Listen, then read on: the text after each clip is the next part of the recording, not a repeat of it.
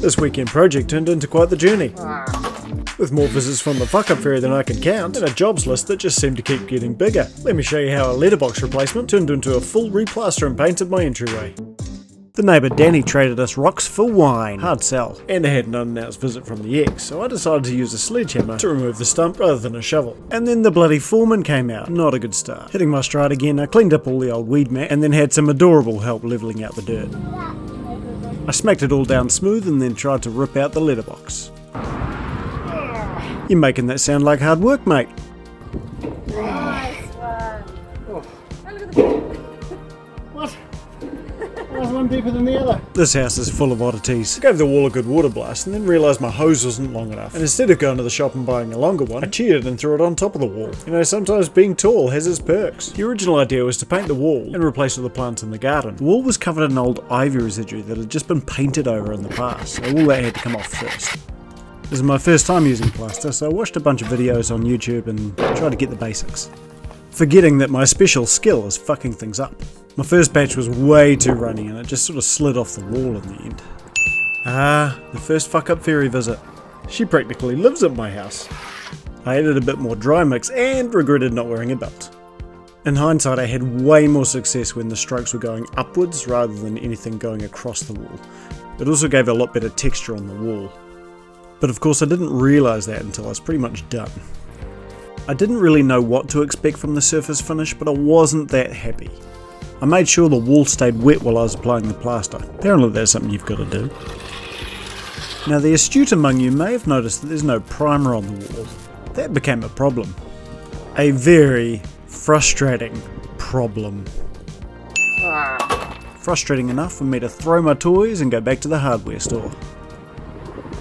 Shit. Turns out you need a bonding agent and plasticizer. The bonding agent helps it stick to my wall, whereas the plasticizer goes in the mix and it does something. With those products added, it went way smoother. I never really got the hang of how you're supposed to scrape from a hawk onto the trowel. It was just awkward. I got the next batch done and then went to pick up the girls. I roughly scraped the problem wall and thought I might be cheeky and try and just roll on the product. And it actually freaking worked! I was quite worried I'd have to scrape it all back and start again. Once that was all done, I called it a day. Second day's a charm. Day 3, and I needed to clear out the grass before my favourite game of spill the mortar on the ground. I'm getting good at that game now. The corners took quite a bit of work to get straight, but with a bit of perseverance it came up pretty good. Back there, you missed a spot. I gave the problem wall another go and it actually came up better than I thought. Ready for painting, and that was a saga all to itself. Now I've had a lot of success with the sprayer in the past, but it's not strictly speaking mine, I sort of just permanently borrow it. And that's the sound of it dying. So I brought the thing into my workshop / kitchen and pretended like I knew what I was doing. Inside, absolutely everything was coated in paint. Turns out I should clean it better.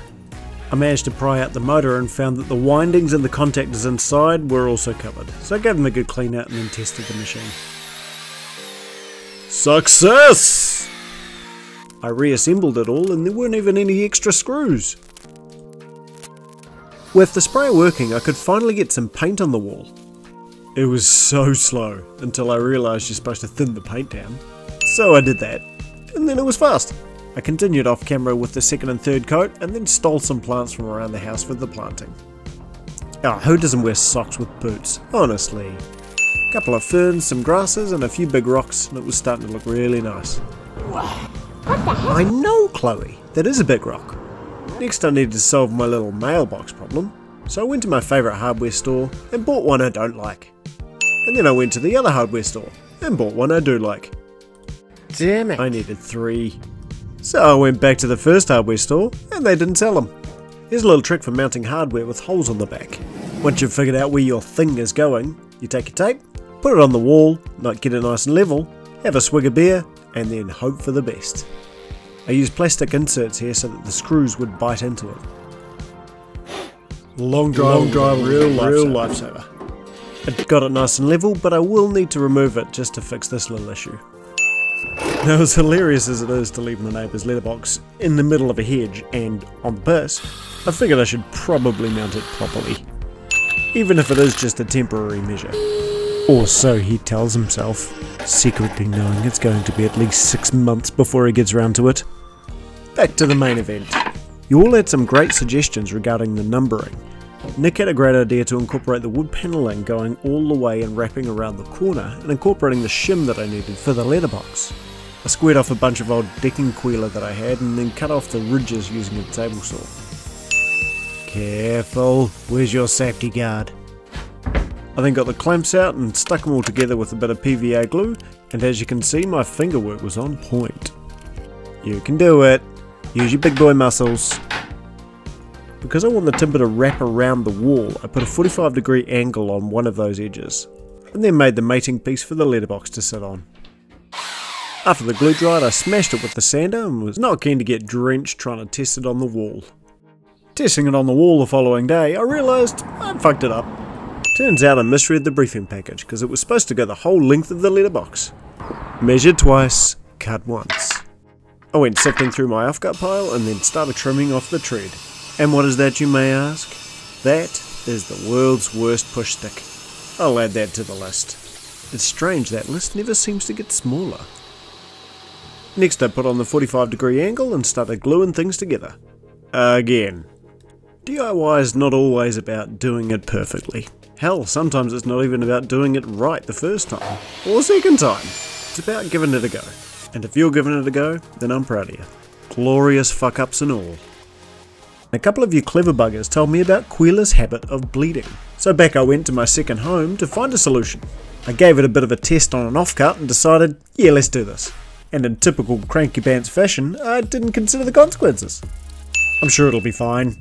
Probably. Anyway, with a fresh can of go-go juice, I got to work gluing up my timber. And Nick came in for the glory parts. Oh, they look so good. Look at that. Now don't tell her this, but I did actually need her help. Can we get a clamp this way and a clamp this way in the middle, please? After a test fit, it was time to glue up. Because I'd already applied the polyurethane, I was really nervous about using PVA. I settled on a 2-part epoxy, but in hindsight I should have just scraped back the surface. I think that would have given me a much stronger join. We went back to the store to get some more clamps and I got distracted. Okay, half surrender, steel grey and alabaster. Wait, how do we get to the paint department? Guess we just do it. Well, it's about bloody time. I've been waiting for 9 days. Oh, you re-screwed the brackets in. Just as some extra insurance, I reinforced the back. The corner wasn't quite as crisp as I was hoping for, so I sanded it back and a layer of glue and sawdust filled it nicely. A recoat of polyurethane and that was good to go on the wall. A job that's harder than you might think with one person. But do you think I would ask for help? No, I would not. Because I am a stubborn man. What I did instead is struggle. A lot. I knew if the wood was directly on the wall it might still leach, so I used these little spacers to give me a bit of a gap. I fixed it to the wall with some old stainless steel decking screws and I was stoked they fit perfectly. This project was supposed to be cut in a weekend, and here we are 9 days later. Now, I'm not talking calendar days, this is 9 weekend days when I've actually got time to do stuff. In my experience, DIY never goes to plan. It's got its own timetable and doesn't much care for your weekend plans. I've found that my most valuable skill in all of this is perseverance. Oh, and the ability to laugh when you inevitably fuck it up. What I really appreciate about it is that at the end of the day I can stand back and look at the results and think, I did this. Cheers for sticking around, team.